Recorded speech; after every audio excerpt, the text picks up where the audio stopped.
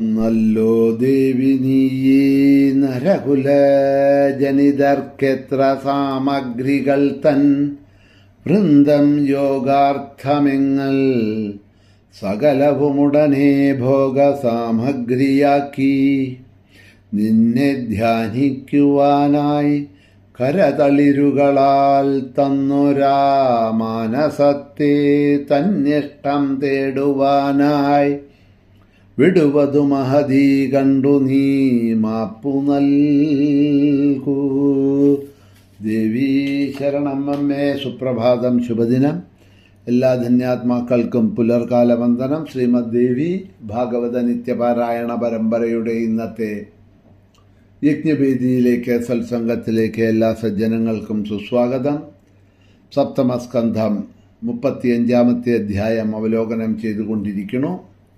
അഷ്ടാംഗ യോഗങ്ങളുടെ വിധി എപ്രകാരം ചെയ്യണം, എന്തിനാണ് എന്നുള്ളതിനെയെല്ലാമാണ് അവലോകനം ചെയ്ത് ഇതുവരെ വന്നത്.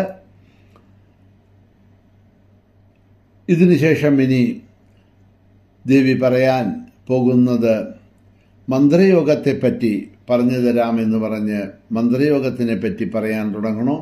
വിശ്വം ശരീരമിത്യുക്തം പഞ്ചഭൂതാത്മകം നഗ ചന്ദ്ര സൂര്യാഗ്നി തേജോഭിർജീവ ബ്രഹ്മൈക്യരൂപകം.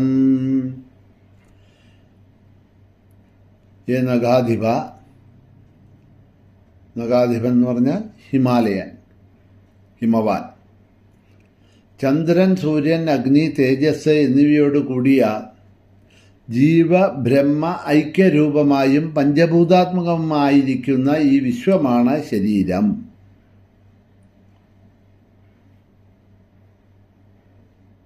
ഈ ശരീരത്തിൽ 3.5 കോടി നാഡികളുണ്ട് എന്നാണ് പറയണത്. തിസ്രഹ കോട്യസ്തദർധേന ശരീരേ നാടയോമത. 3.5 കോടി നാഡികൾ നമ്മുടെ ശരീരത്തിലുണ്ടെന്നാണ് പറയണത്. അതിൽ 10 അതിപ്രാധാന്യമുള്ളവയാണ്, അതിൽ 3 ക്ലിപ്തങ്ങളാണ് എന്ന് പറയാണ്. നമുക്ക് കേട്ടാൽ അത്ഭുതമാവില്ലേ? നമ്മുടെ ശരീരത്തിനകത്ത് 3.5 കോടി നാഡികളൊക്കെ ഉണ്ടെന്ന് പറഞ്ഞിട്ടുണ്ടെങ്കിലോ. ഈ റിസ്റ്റ് വാച്ചൊക്കെ പണ്ട് നേരാക്കിക്കൊണ്ടിരുന്നല്ലോ.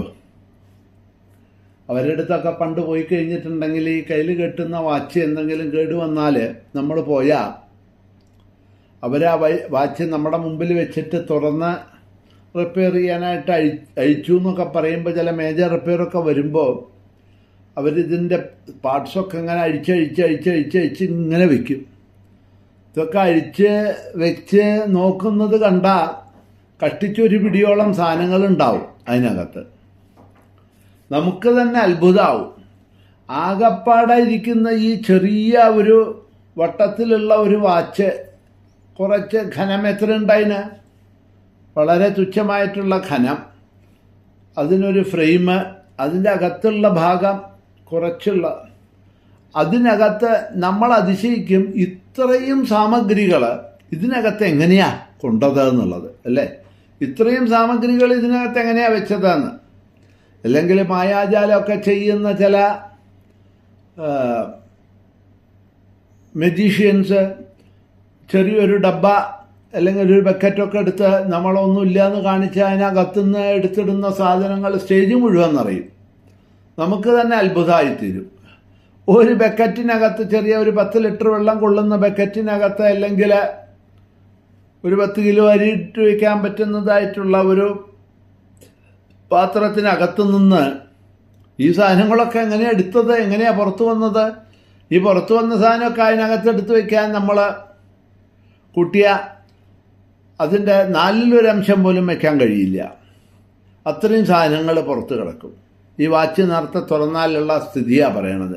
പക്ഷേ അത് തന്നെ ആ റിപ്പയർ ചെയ്ത് വേണ്ട ഭാഗം മാറ്റി ഒക്കെ ശരിയാക്കി അതിനകത്ത് വെച്ച് വലിയ കഷ്ടമുള്ള പണിയാ. ഒന്ന് അങ്ങോട്ടും ഇങ്ങോട്ടും മാറരുത്. അങ്ങനെ ശരിയാക്കി കഴിയുമ്പോഴോ ഈ പുറത്തു വന്ന സാധനങ്ങളൊക്കെ അതിനകത്ത് തന്നെ പോവും, വാച്ചിനകത്ത്. വളരെ പരമാത്ഭുതമായിട്ട് നമുക്ക് തോന്നും. എന്നതുമാതിരി ഭഗവാന്റെ ഒരു അത്ഭുത സൃഷ്ടിയാണ് നമ്മൾ. ഭഗവാന്റെ സൃഷ്ടികളിൽ വെച്ച് അത്യത്ഭുതമായിട്ടുള്ള സൃഷ്ടി എന്താണ് എന്ന് ചോദിച്ചാൽ നമ്മൾ ഈ പ്രപഞ്ചം എന്ന് നമ്മൾ പറയും. പക്ഷേ ഈ കാണപ്പെടുന്ന പ്രപഞ്ചത്തിലേക്കൊന്നും പോവണ്ട. അതിനേക്കാളൊക്കെ എത്രയോ അത്ഭുതമായിട്ടുള്ള സൃഷ്ടിയാണ് നമ്മളുടെ ഈ ശരീരം എന്ന് നമ്മൾ മനസ്സിലാക്കണം. ഇപ്പം ഇതാ ഈ പറഞ്ഞ മാതിരി 3.5 കോടി നാഡികളുണ്ടെന്നാണ് പറയണത് ഇതിനകത്ത്. ഒന്ന് ആലോചിച്ച് നോക്കൂ.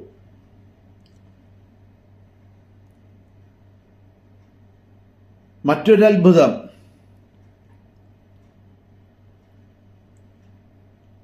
ഒമ്പത് ദ്വാരങ്ങൾ ഈ ശരീരത്തിനുണ്ട്.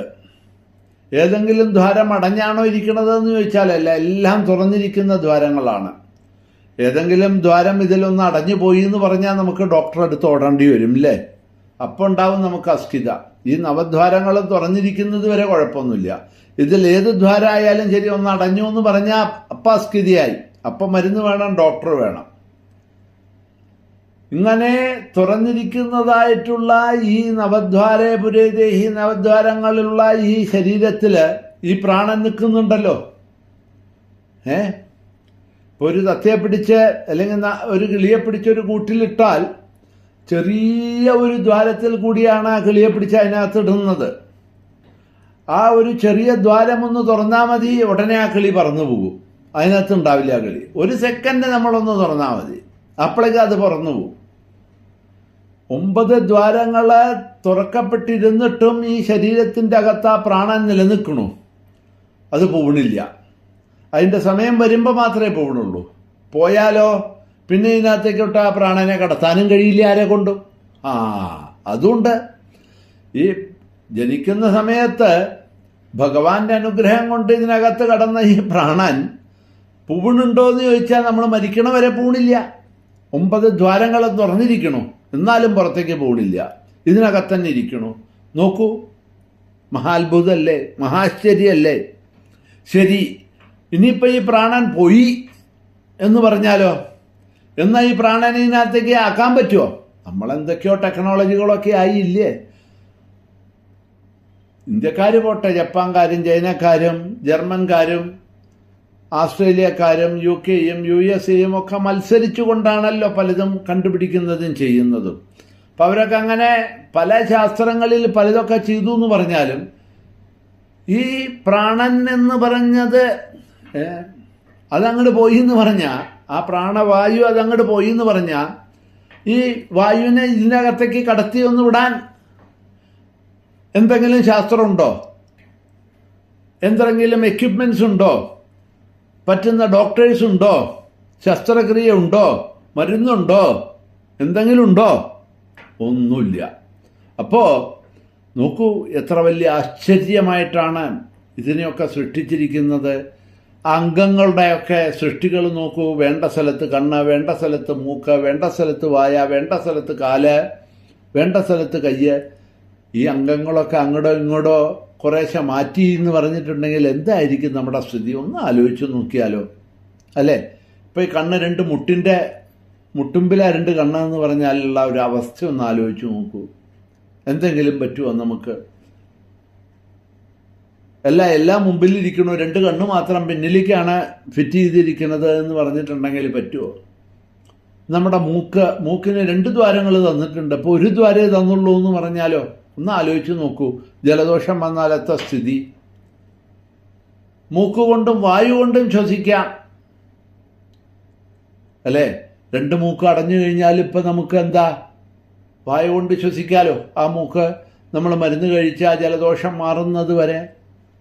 അതേമാതിരി പ്രധാനമായിട്ടുള്ള അവയവങ്ങൾ ഇപ്പം കിഡ്നി 2 തന്നിട്ടുണ്ടെന്നാണ് പറയണത്. അപ്പം ഇതൊക്കെ എന്താ ഇങ്ങനെയൊക്കെ സൃഷ്ടിച്ചിരിക്കുന്നത് ഭഗവാൻ? ആലോചിച്ചു നോക്കൂ. അല്ല, 1 കാലേ തന്നിട്ടുള്ളൂ എന്ന് പറഞ്ഞാലോ?